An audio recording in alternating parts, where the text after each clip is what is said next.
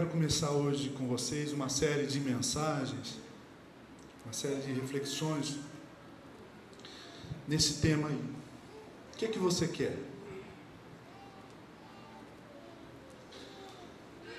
O que você quer fazer com a sua vida? Parece que essa é o tipo de mensagem que a gente faz num encontro de juventude, né? O cara está com 18 anos, né? Não sabe se casa ou compra uma bicicleta. Aí o pai senta com ele, né? E fala assim: meu irmão, senta aí, o que você quer? Né, Eli? Aquele famoso, aquela famosa enquadrada, não é? Mas eu tenho descoberto que esse tipo de pergunta, ou esse tipo de reflexão, ou essa crise, eu não estou na crise da meia idade não, tá? Eu estou chegando nos 50, mas eu estou na crise da minha idade, e você está na crise da tua idade. A gente precisa fazer ou refazer essa pergunta em quase todas as fases da nossa vida. E o subtítulo, Reencontrando o Seu Projeto de Vida, dá uma pista da relevância dessa reflexão. Eu tenho um amigo querido chamado Eli Maia, que é administrador de carreira, né? Acabou de se aposentar há quase 30 anos numa multinacional, na Mercedes-Benz. E uma vez a gente conversava sobre planejamento, ele disse o seguinte: Gerson, a gente tem que planejar, porque é melhor um plano mal feito do que nenhum plano. Não é isso, Eli? Fecho aspas, Eli Maia da Silva fez essa citação. Então vamos lá, abra comigo a sua Bíblia, João capítulo 1, verso 38. Ouvindo dizer isso, os dois discípulos seguiram Jesus. Voltando-se e vendo Jesus que os dois o seguiam, perguntou-lhes: o que vocês querem? Eles disseram: Rabi, que significa mestre, onde estás hospedado? Vou repetir a leitura. Ouvindo-o dizer isso, os dois discípulos seguiram Jesus. Voltando-se e vendo Jesus que os dois os seguiam, perguntou-lhes: o que vocês querem? E obviamente eu estou singularizando, estou colocando no singular e pessoalizando. O que você quer? Amém. Eu quero começar essa reflexão com o André. Quem é o André? Se você gasta um tempo lendo os evangelhos, você descobre que esse André, ele foi um sujeito muito discreto. Ele não é esse sujeito que faz o solo da guitarra, sabe? Que vai lá na frente. Ele não é o solista. Ele fica do lado, ele dá apoio, ele dá suporte. Ele é um divulgador, ele é um relações públicas de Jesus. Assim que ele se compromete com o discipulado, assim que ele descobre, assim que ele entende o que é seguir a Jesus e quem é Jesus, ele começa a divulgar Jesus. Ele começa a levar o Evangelho de Jesus e falar do Jesus do Evangelho para todo mundo que ele conhece. Jesus ia para cá, ele ia atrás. Jesus ia para lá, ele ia atrás. Jesus parava aqui, ele ia atrás. Jesus se vira e fala assim, diga comigo, o que Jesus fala para André? O que você quer?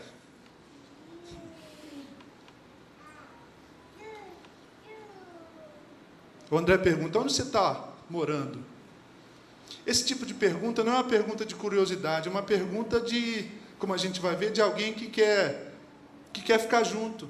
Na verdade, ele está dizendo: eu posso ficar com você, a partir de hoje eu posso ser teu discípulo, eu posso fazer parte do teu grupo de Talmidim, os teus seguidores, Rabi.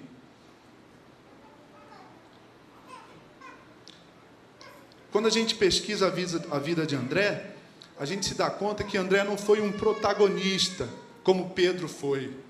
Pedro foi o cara, não foi, gente? Para bem e para mal. Ele não teve uma relevância como de Lucas, que escreve um outro evangelho com uma acuidade, com um cuidado. O Lucas melhora aquilo que já é maravilhoso em Marcos, por exemplo. Ele não tem a sabedoria do Lucas, ele não tem a erudição do Lucas. O Lucas, inclusive, era médico. Ele não tem a cultura do Paulo. Ele não é um orador como Paulo. Quem é o André? O André é coadjuvante. Mas olha que interessante, para começar a botar aí lenha na fogueira, para começar a cutucar as minhocas da nossa cabeça e do nosso coração. Se você responde essa pergunta de verdade para Jesus, pode ser que você descubra que o que ele tem para você é ser um coadjuvante no reino.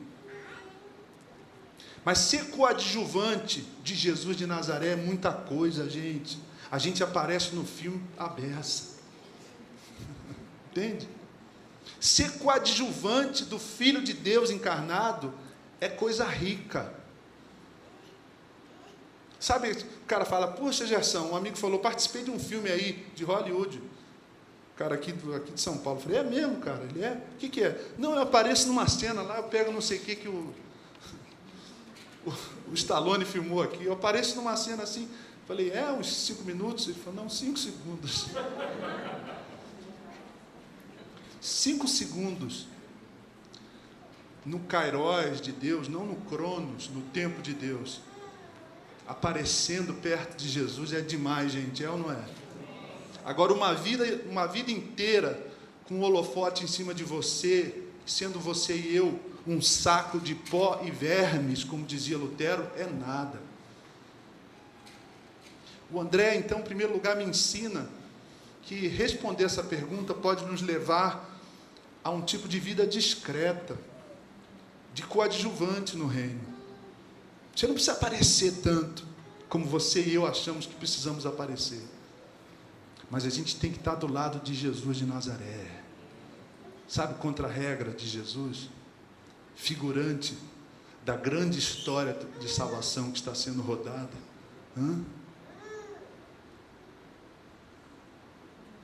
Então, o coração aqui dessa reflexão é essa pergunta que Jesus faz para esse rapaz chamado André. O que você quer? Talvez o André tivesse inconscientemente ou sem palavras dito, eu quero ser só um coadjuvante. Eu não quero aparecer tanto como Pedro, como Paulo, como Lucas. Mas eu quero estar onde o Senhor está. Eu quero fazer o que o Senhor quer fazer. Eu quero que as pessoas saibam que é o Senhor. Eu quero colocar o holofote no Senhor. Eu quero ser um enxugador de canudinho aí da parada, Jesus. Sabe, reciclar o canudinho? Então deixa que... Eu quero ser o vice-porteiro do cenáculo, Jesus. O que você quer? No modelo de igreja mais antigo, a gente tinha a eleição dos cargos no final do ano, né? Tinha gente que saía das igrejas batistas, porque, não fui eleito para nada, essa igreja... Né? Como se no reino de Deus o chamado fosse para levar os cargos uns dos outros. Não é, gente, é para levar as cargas uns dos outros. Então o André já me ensina a riqueza de ser coadjuvante, a arte perdida de ser um figurante no grande filme da redenção que está sendo rodada pelo grande diretor chamado Deus de Abraão, Isaac e Jacó. Ele escreveu o roteiro, gente. Mas o protagonista não sou eu nem você, é o Filho. E o diretor de efeitos especiais é o Espírito Santo. Ele que faz assim o negócio, literalmente o circo pegar fogo, né? Quem está escrevendo a trilha, hein, Jorge? Soundtrack disso, né? Então essa é a primeira coisa. Agora, sem dúvida, essa é a pergunta mais importante da nossa vida. O que você quer fazer com a sua vida? A resposta A resposta que a gente faz a essa pergunta, que é a pergunta mais importante que eu posso fazer a mim mesmo, que você pode fazer a você mesmo, que você pode fazer para a sua esposa, que você pode fazer para o seu esposo, para o seu cônjuge, para o seu filho, que eu posso fazer para você como seu pastor, que você pode fazer para quem você ama, porque é preciso importar-se muito para confrontar, a gente só confronta quem a gente ama, sabia? A gente não confronta, como diz em Pernambuco, a alma cebosa. O cara é alma cebosa, eu não estou nem aí. Mas se é o Ivo, e eu vejo o Ivo assim meio que, né, prestes a quebrar na solda, a capotar na curva, eu vou dar um sacode nele, com temor e tremor. Não é? Mas essa pergunta é a pergunta que você tem que fazer a você mesmo e às pessoas que você ama. O que você quer fazer com a sua vida? Eu vou falar devagar, eu vou pela borda assim do prato, do mingau, para não queimar, tá? Porque se você come esse mingau aqui, desse tema, muito rápido, ele te queima. Dá piriri, dá carreirinha, sabe aquele negócio?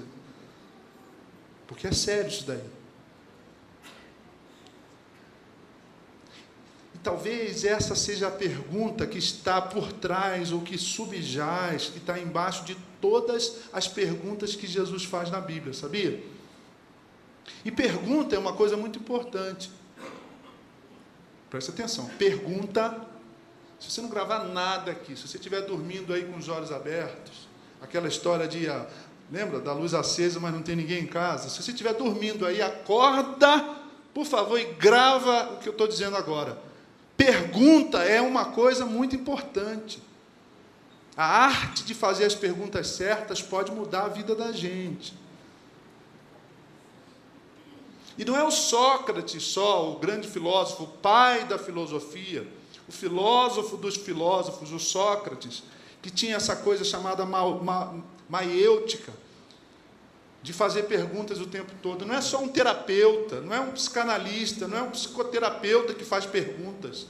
É Jesus que faz perguntas, ele faz perguntas o tempo todo. Jesus faz perguntas, sabe por quê? Porque a pergunta nos faz olhar para a gente mesmo.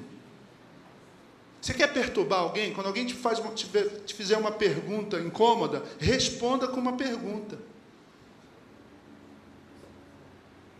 Se você aprende essa arte de fazer perguntas, você desmonta o pior dos argumentos.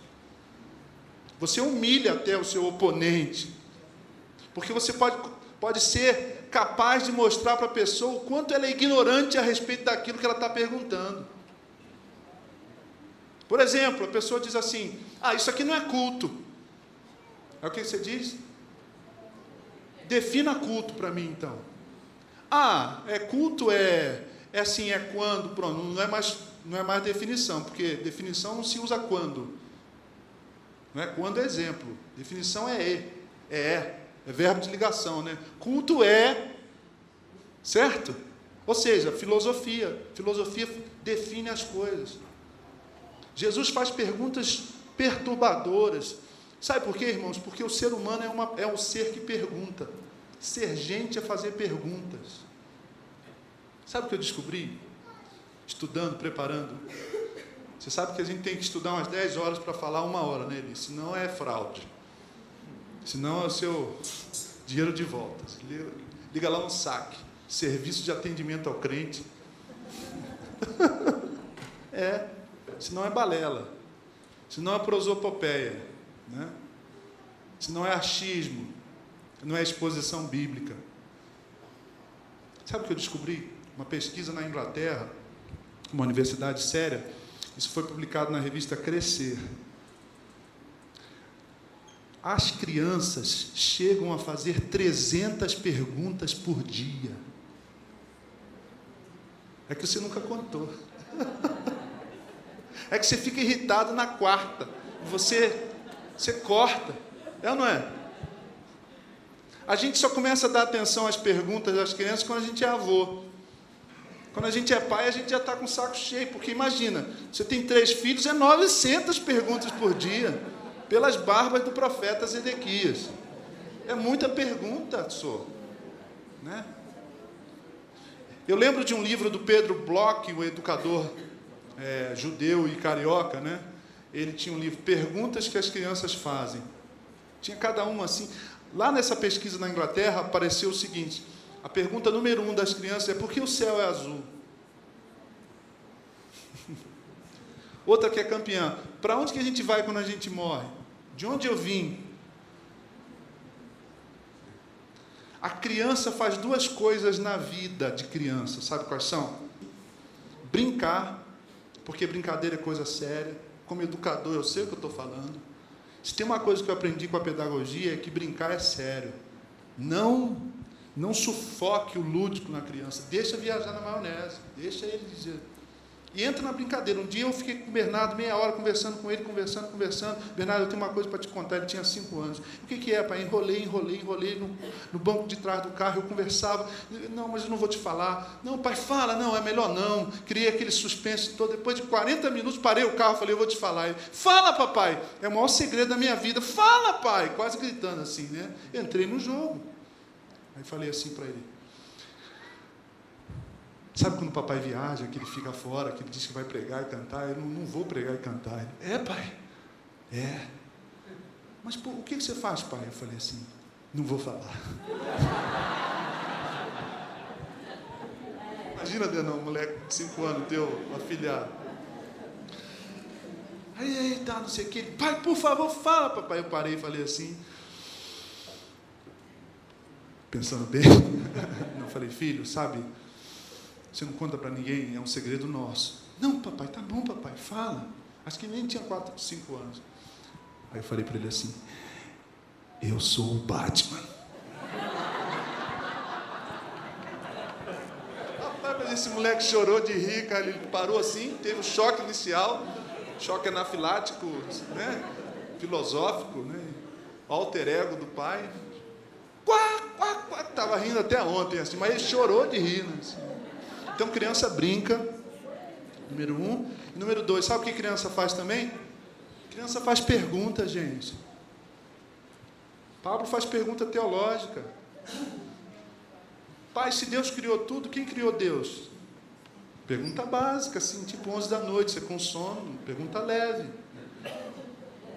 Aprenda com Santo Agostinho a responder esse tipo de pergunta. Uma vez falaram para ele assim: Agostinho, bispo, o que havia antes do tempo? O que Deus fez? O que Deus estava fazendo antes do tempo, antes de criar o tempo?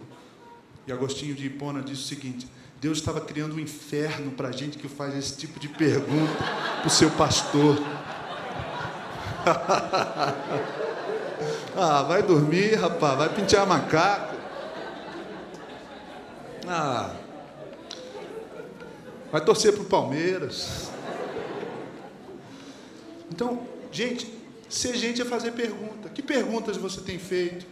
Como hoje é a introdução, eu estou gastando tempo aí nessa importância da pergunta. Jesus fez muitas perguntas. Jesus fez uma pergunta desconcertante para o cego. Ele falou assim: o cego, Senhor, o que você quer que eu te faça? Isso é a pergunta que você faz para um cego? Mas isso tem um fundamento psicoterapêutico enorme. Porque diz a sabedoria popular que o pior cego é aquele que não quer ver. O cara estava... A identidade dele estava numa simbiose com a cegueira dele, né? Jesus pergunta para o coxo, o cara está lá na beira da piscina, lá, né, ali, 38 anos. E aí o Senhor fala assim: você quer ser curado? Isso é pergunta que você faz para um paciente. Você vai lá na UTI, vai orar, ok. Antes de orar por você, eu quero te fazer uma pergunta: você quer ser curado? Cara, vão te prender. Isso é sadismo. É ou não é? Então Jesus faz perguntas perturbadoras. A mãe de Jesus, a Maria, chega lá em Caná, lembra do casamento? Acaba o vinho. Aí ela chega e fala assim: acabou o vinho. Pergunta que Jesus faz para ela: mulher, aqui, vem cá. Se fosse carioca, né? O que eu tenho com você? O que você tem comigo? Jesus pergunta para os discípulos assim: o que estão dizendo que eu sou? Jesus pergunta para Pedro, que é uma outra versão para essa pergunta. O que você quer? Você me ama? Pedro fica doido, né? 3 vezes. Então, o que você quer é a primeira pergunta que Jesus faz no Evangelho a esses 2 que seguiam João Batista. E essa é a pergunta que eu e você precisamos fazer, irmãos. É uma pergunta profunda, é uma pergunta que tem o poder de mudar as nossas vidas. O que você quer?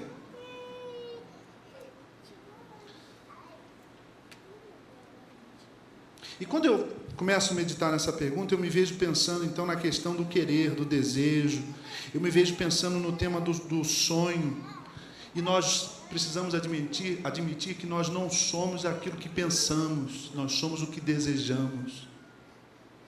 É por isso que tem médico que fuma. É ou não é? É por isso que tem médico que diz assim: olha, meu filho, faça o que eu digo, mas não faça o que eu faço, porque nós somos o que desejamos, nós não somos o que pensamos. Essa pergunta aparece na nossa vida em diversos momentos. É claro que quando a gente é criança, a gente não faz essa pergunta, né? Quando a gente é criança, a gente está querendo brincar e a gente faz outras perguntas. Quando a gente é adolescente, a gente não faz essa pergunta porque a gente está preocupado em deixar de ser adolescente. É ou não é? Porque o adolescente é muito criança para ser adulto, mas também é muito adulto para ser criança. Então, na adolescência, eu não perguntei assim: o que eu quero da minha vida? Você perguntou? Aliás, na adolescência, a gente está preocupado mais com outra coisa, aquilo mesmo que você pensou, né? Na juventude, a gente continua preocupado com aquilo também, não é? A gente continua pensando naquilo, de uma forma ainda mais intensa. E aí, quando a gente entra na vida adulta, até mais ou menos lá aos 35 anos, a gente está pensando em ganhar dinheiro, né? A gente está pensando em consolidar a nossa vida financeira. Quando a gente está na meia-idade, a gente está pensando em como permanecer casado, por exemplo, né? Ou a gente começa aí a gente começa a fazer essa pergunta. Aí a gente começa a perguntar sobre o que a gente quer fazer com a nossa vida. Então, irmãos, vamos lá. O que você quer? Em outras palavras, qual é o teu desejo? Qual é o desejo do teu coração? Você queria uma coisa mais leve hoje de manhã, né? Fala a verdade. Qual é a tua paixão? Você é apaixonado por quê? É essa reflexão que essa pergunta de Jesus começa a provocar no meu coração. Agora, falar disso é falar sobre desejo. Mas o problema é que nós cristãos temos muita dificuldade com os desejos. A gente tem dificuldade com a palavra desejo. E essa dificuldade com a palavra desejo tem a ver com uma certa culpa que a gente vai construindo, por exemplo, com ambição. Ambição é uma palavra boa, sabia que não é ruim você ter ambição? Ah, não, crente não tem ambição. Tem sim, precisa ter. É muito raro a gente achar alguém que saiba o que quer da vida. É muito raro a gente achar alguém que não misture, por exemplo, a sua profissão com a sua vocação. É muito raro. Sabia? Eu estou falando como pastor. O que eu mais ouço das pessoas, por exemplo, é o seguinte: pastor, eu estou doido para deixar eu estou lá porque é meu trabalho, pastor. Agora vamos combinar, você acordar de manhã e ir se martirizando para o trabalho, deve ser terrível, não é? Deve ser terrível você levar 2 horas dirigindo, né, Rogério? Ele vai 15 minutos até, 5 minutos. Deve ser terrível você levar 2 horas no trânsito, na segunda-feira, só para o teu trabalho, e não para a sua vocação. E aí, quando a gente fala de desejo, a gente mistura a palavra desejo com desejo sexual, a gente A gente tem uma falsa culpa de ter algumas ambições, porque a palavra ambição para a nossa cabeça tem a ver com coisa financeira, não é? Mas vamos ampliar a ambição. O que você ambiciona no seu ministério, irmão?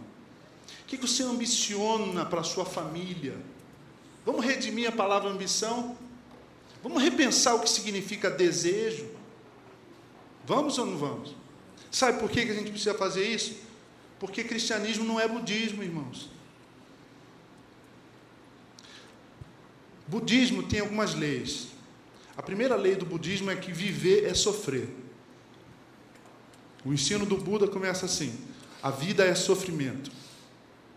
O segundo ensino do budismo é que a gente sofre por causa dos nossos desejos, porque a gente deseja o que a gente não quer. A gente deseja a mulher do outro, o carro do outro, o marido do outro, o marido da outra, né? E aí até a Bíblia deixa claro isso lá no Decálogo, nos 10 Mandamentos, que de fato isso é uma tentação muito presente, né? Não cobiçarás a mulher do próximo, nem nada do próximo. E aí a gente acha que então a gente tem que matar o nosso desejo. Se tornar cristão é não desejar mais nada. Isso é budismo, isso não é cristianismo. Sabia que tem gente confundindo cristianismo com budismo? Tem gente que acha que, não, mas eu me converti, ou eu fui convertido, eu aceitei a Jesus como meu Salvador, e agora o meu eu morreu. Você não tem que matar o seu eu nesse sentido. Você tem que consagrar o seu eu a Jesus. Você tem que matar o seu egoísmo. Porque se você matar seu eu, você se mata. Não é? Você morre. Ah, mas o meu eu não tem que ser crucificado? Tem, mas ele ressurge redimido. Viver é desejar. Grave isso e diga comigo: viver é desejar. Estar vivo é querer. Ser gente é sonhar. Vocês gravaram? Viver é desejar. Estar vivo é querer. E ser gente é sonhar.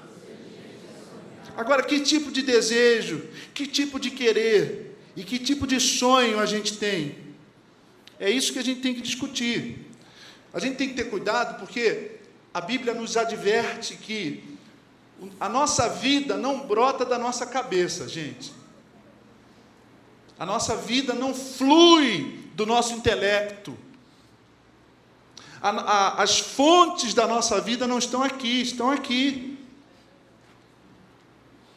E lá no Antigo Testamento isso fica claro, por exemplo, nesse texto emblemático de Provérbios: sobre tudo que se deve guardar, guarda a tua cabeça,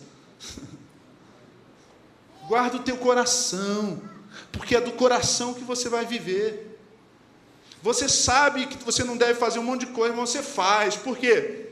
Porque você é apaixonado por aquilo. O teu coração está escravizado àquilo.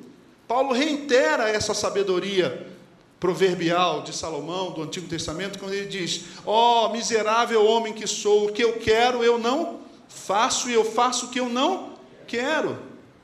Porque a gente se move pelas nossas paixões. Isso me lembra aquela canção que o Milton Nascimento gravou: por tanto amor, por tanta emoção, a vida me fez assim, manso ou atroz, louco ou feroz, eu, caçador de mim, preso a canções, entregue a paixões que nunca tiveram fim. É claro que elas podem ter fim quando a gente é alcançado pela redenção, pela graça de Cristo. Mas quem não conhece a graça é escravo das suas paixões. As suas paixões não foram redimidas. Os seus desejos não foram salvos. Não foram colocados diante do altar do Senhor, como a gente vai ver já já. E aí, quando a gente começa a pensar, então, eu preciso saber o que eu quero da minha vida, deixa eu estruturar aqui. Eu preciso saber o que eu quero. Eu tenho 20 anos, eu tenho 30, eu tenho 40, eu tenho 50, eu tenho 60, não importa. Não importa. Não importa. Viver é desejar. Estar vivo é querer. Ser gente é sonhar. Amém ou não? Tem um cara que vai dar um exemplo para a gente fenomenal já para a gente terminar. Sabe por que você tem que ter cuidado com isso? Olha o que disse esse dramaturgo George Bernard Shaw. Há duas tragédias na vida. Uma é perder o que o seu coração deseja. E a outra é conseguir o que o seu coração deseja. Pastor, não entendi. Preciso desenhar aqui, fazer uma... O que essa frase sugere para a gente? Que o coração, citando de novo o Antigo Testamento, é enganoso. Citando Jeremias, ele é enganoso. Ah, meu coração é enganoso, pastor, não dou bola para o meu coração. Aí mesmo é que ele vai te enganar. O coração é enganoso mais do que todas as coisas. Quem o entenderá, diz o profeta Jeremias. O que você sonhou no passado? Quem está na faixa dos 40 anos, que tipo de pessoa você desejou, você quis ser, quando você tinha 20 e poucos anos de idade? Será que você é quem você sonhou? E você que está agora na faixa dos 20 e poucos anos, 20 something, como dizem os americanos, né? Que tipo de pessoa, Tamires, você quer ser quando você tiver 30 anos, o dobro da tua idade? E você, Gui, com 40 anos? Vai ser um cara caretão, chato? Tipo o seu professor, seu pai, né? Pensem nessa frase aí, irmãos, fotografem, guardem isso é forte. Se a gente embarca, se a gente cai dentro, se a gente se deixa levar, é seduzido rapidamente pelos desejos do nosso coração, a gente pode se perder, a gente pode se dar mal. Mas a gente também se dá mal se a gente não dá ouvidos ao nosso coração. Quanta gente começa uma faculdade, faz a faculdade, e aí lá no 4º ano está deprimido, porque disse assim, olha, não era isso que eu queria fazer com a minha vida. Sabia que o Chico Buarque fez arquitetura e parou no meio? Ainda bem, perdemos um arquiteto, ganhamos um grande compositor. Sabia que o Lenin é formado em engenharia química? Ainda bem. A Bayer, a Shea, Johnson perdeu um farmacêutico, né? E ganhamos um grande músico. Está cheio de exemplos assim. Segunda frase para você pensar. Agora C.S. Lewis. Outro inglês, um dramaturgo e um teólogo. Existem apenas 2 tipos de pessoa. Primeiro, aquela que diz a Deus, Senhor, seja feita a tua vontade na minha vida. E outro tipo é aquela a quem Deus diz, ok, seja feita a tua vontade. Ou seja, é isso que você quer? Então se vira. Você não quer me ouvir? É isso mesmo que você quer? Não vai dar certo.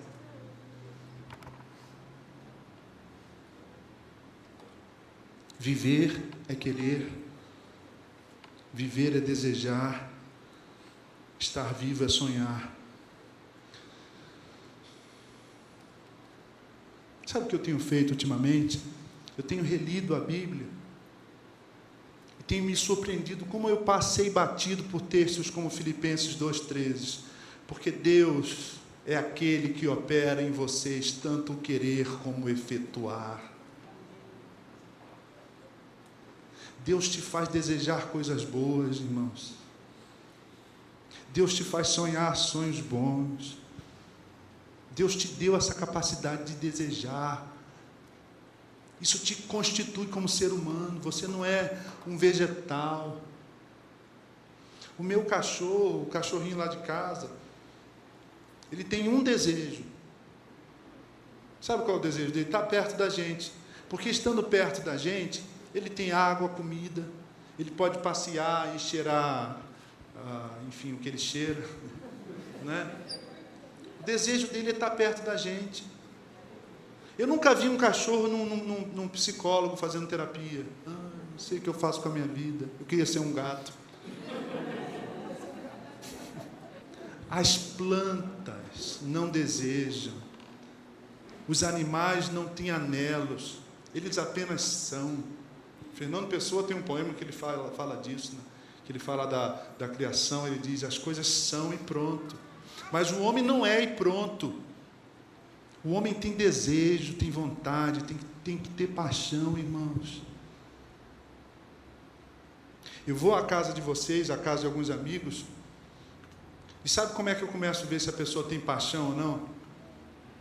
Fico procurando os livros assim, fico procurando. Pô, não tem um livro aqui. Outro jeito que eu sei que a pessoa tem paixão é a forma como ela frita um ovo. Hã? Sabia? Se você não tem desejo, se você não tem sonho, se você não tem paixão, se você engavetou essa capacidade que te constitui como uma pessoa feita à imagem e semelhança de Deus, se você colocou isso na gaveta, se você congelou isso, se você sublimou isso, se você esqueceu isso, cuidado, porque você pode estar começando a morrer em vida. Porque sem desejo, sem sonho, sem paixão, a gente vira esse negócio aí que está em moda, Walking Dead. Né? A gente se torna um tubo digestivo com uma entrada e uma saída. A gente tem uma vida vegetativa. A gente não vive, a gente sobrevive. A gente vive a nossa vida nessa instância da sobrevivência, mas a vida de verdade não acontece aqui na instância da sobrevivência. Ela acontece no âmbito da paixão, do sonho, do desejo, do projeto. Porque se a gente não sonhar, olha o que acontece. Arnaldo Antunes. É por isso que eu gosto de pregar para artista, conversar com poetas. Porque, cara, tem tudo a ver o tempo todo com o que Jesus fala. Jesus também é poeta, Jesus também é artista, Jesus contou histórias, Jesus exemplificou o tempo todo. E a gente fica fazendo essas receitinhas de bolo, assim, 7 passos, não sei o que lá, sabe? Essa mediocridade da nossa cabeça evangélica, supostamente evangélica. Olha o que o Arnaldo Antunes diz, numa canção chamada Socorro. Socorro, não estou sentindo nada, nem medo, nem calor, nem fogo, não vai dar mais para chorar, nem para rir. Socorro, alguma alma, mesmo que penada, me empreste suas penas, já não sinto amor nem dor, já não sinto nada. Socorro, alguém me dê um coração, que esse já não bate nem apanha, por favor, uma emoção pequena, qualquer coisa que se sinta, tem tantos sentimentos, deve ter algum que sirva, qualquer coisa que se sinta, tem tantos sentimentos, deve ter alguma coisa que sirva. Socorro, alguma rua que me dê sentido, em qualquer cruzamento, acostamento, encruzilhada. Socorro, eu já não estou sentindo nada. Essa é a nossa sociedade. Esse é o ambiente que a gente vive. Isso contamina, irmãos. A gente que conhece a Cristo Jesus, a gente que ouve de Jesus essa pergunta que ele faz a André, o que você quer da vida? A gente tinha que incendiar as pessoas, Emerson, de paixão. A gente devia, sabe a hora do cafezinho lá, que você dá aquela morcegada básica das 10 da manhã às 3 da tarde? Ao invés de chegar ali e ficar naquele, vou usar uma expressão mundana, tá certo? Naquele baixo astral, ao invés de ficar ali, você tem que contaminar a pessoa com a tua paixão, porque você foi chamado por Jesus para viver uma vida maravilhosa, que vale a pena ser vivida.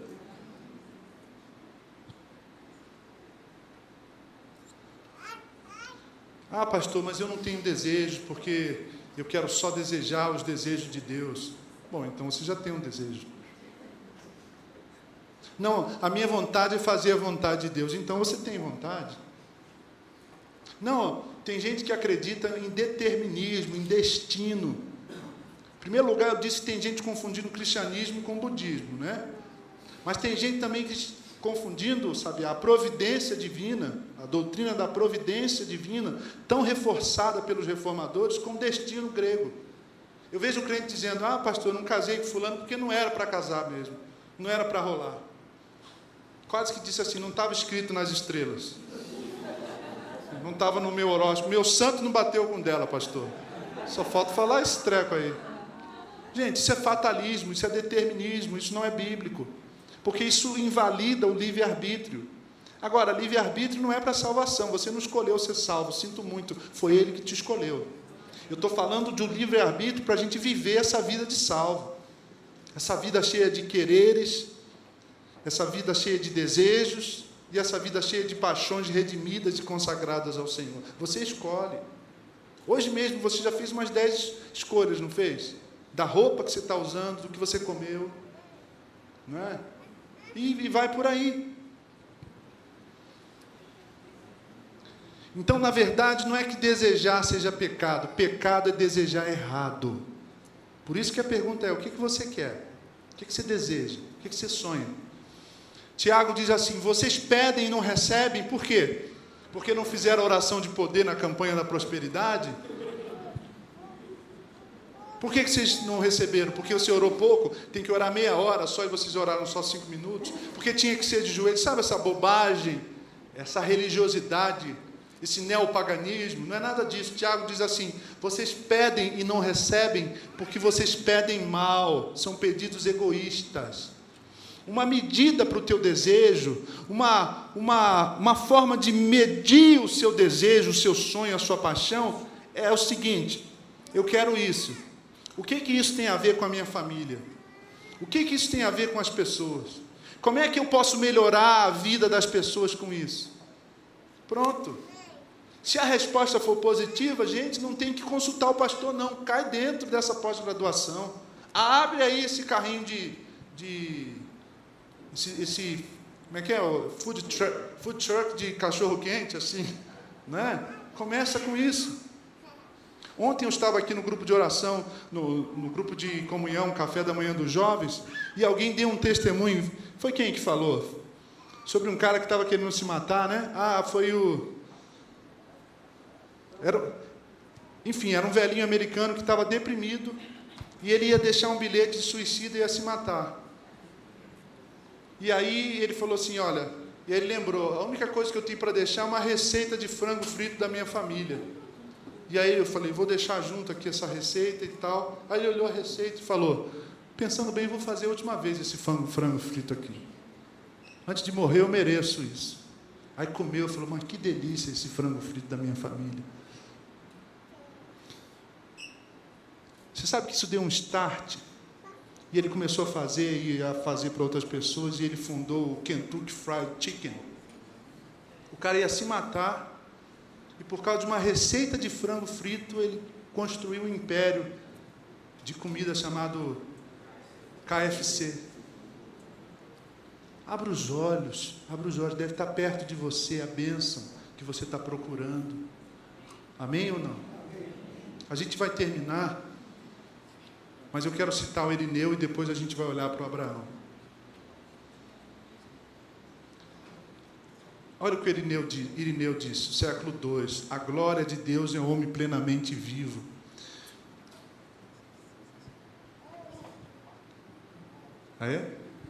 A glória de Deus é o homem plenamente vivo. Deus é glorificado quando você vive uma vida de verdade, quando você acorda de verdade, quando você come o seu café da manhã de verdade, quando você veste a sua roupa de verdade, quando você dirige o seu carro com educação de verdade, quando você exerce a sua profissão de verdade, por mais humilde que seja. O Ariovaldo uma vez me contou uma história que me tocou muito, do homem da enxada. Tinha um velhinho que trabalhava na prefeitura há muitos anos, e a função dele era cavar aquela valinha para colocar enxada, gente, para colocar cano, manilha. E aí um supervisor novo chegou lá onde a equipe da prefeitura estava trabalhando naquele negócio de saneamento, e aí o cara viu aquela vala perfeita, milimetricamente perfeita, uma linearidade, assim, sabe, uma coisa. Ele chamou todo mundo e falou assim, quem fez isso aqui? Aí falaram, foi aquele velhinho ali, já se aposentando, né? Na verdade ele já era aposentado, mas continuava trabalhando ali, até pela qualidade do seu trabalho. E aí ele chamou o senhor e falou assim, mas por que o senhor faz essa vala tão perfeita? A gente vai colocar manilha, a gente vai cobrir isso aí, depois vai asfaltar. Ele disse, não, porque eu só sei trabalhar assim. Mas por que o senhor só sabe trabalhar assim? Eu estou impressionado. Ele falou assim, porque eu faço o que eu faço, inclusive cavar a vala para botar manilha, para a glória de Deus. Ou será que a gente sai, feito um adolescente, ah, que saco, tenho que ir lá não sei aonde. Lá em casa já está rolando uma inquisição assim, saiu batendo o pé, sem celular no outro dia, na hora. E tenho dito, será que, que saco, tenho que ir atender alguém na igreja. A glória de Deus é um homem plenamente vivo, porque viver é querer, viver é desejar, viver é sonhar. Ah, pastor, mas eu estou velho. Você está velho? Então, na semana que vem, a gente vai ouvir a história de um velho chamado Abraão.